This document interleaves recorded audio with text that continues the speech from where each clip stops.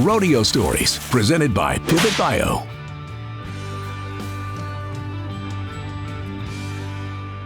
Hailey, thank you for taking the time to sit down and relax, hopefully, and visit about your career and your year. I want to start at the beginning.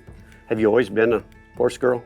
Oh yeah, I've always been a horse girl. I've always been not very good at sitting still unless I'm sitting still on something that's moving. I grew up in a ranching family and both my parents had rodeoed and competed. So that was just normal for us. And then I kind of just early on really took to the horses above other things. I really had my heart set on going to A&M. I wanted to be in the ag program there and have that accolade and have that hanging on my wall. And I did get to college rodeo and I had a lot of success with it. Closer to the end of college you get, professors start asking you what your job's gonna be, what you wanna do. And my senior year, I took a pivotal class for me. In that class, this professor asked me to write down what I want to do.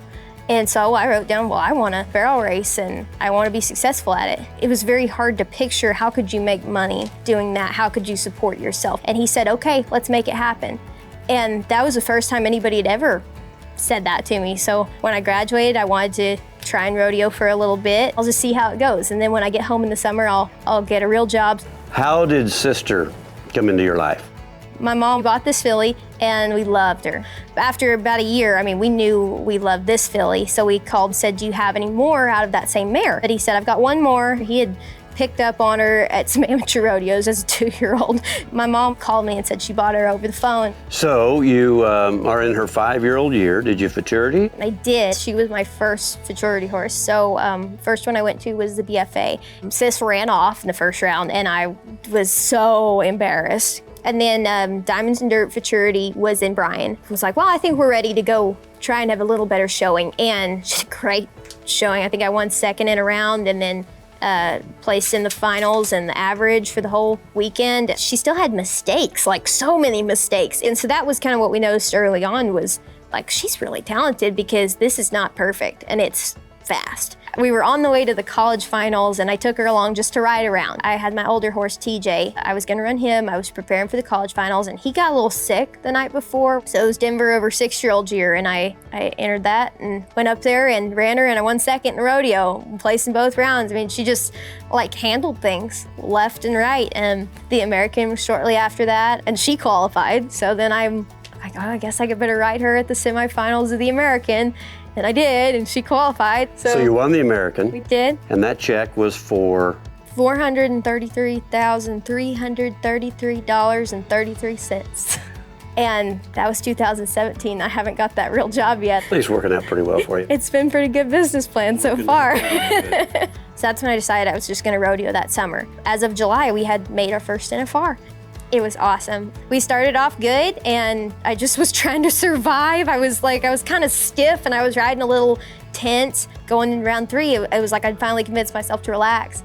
And I did, and so round 3, we ran the 13:11. In the video, I'm running out the alleyway and my mouth is open because I looked back at the clock and saw it and I couldn't even believe it. So 3 world titles later, we're in 2022. And you come up with a little different strategy for the season. I had entered everything like I was gonna run Sis. And then first week of June of this year, she bruised her foot.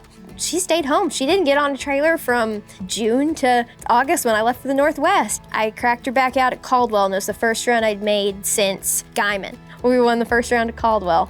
And first round is a slack round, so everybody runs. So it was like a true test of where she's at compared to every other horse that's been out there all summer and is in shape. And so from then on, went to really cool rodeos, Kennewick and Bremerton, and we won second at those, and then went to Ellensburg, and we won Ellensburg, won the average there. That was really cool. Went to Puyallup for the first time, walked her down through the crowds of people and through the Carnival Midway. Carnival? For those people that don't know. It is insane. If you know anything about her, Sis is very watchy and goofy. Like she's not real sure about people being crowded around, especially strangers. Tell me about your feeling about Las Vegas and the National Finals and Thomas and Mack.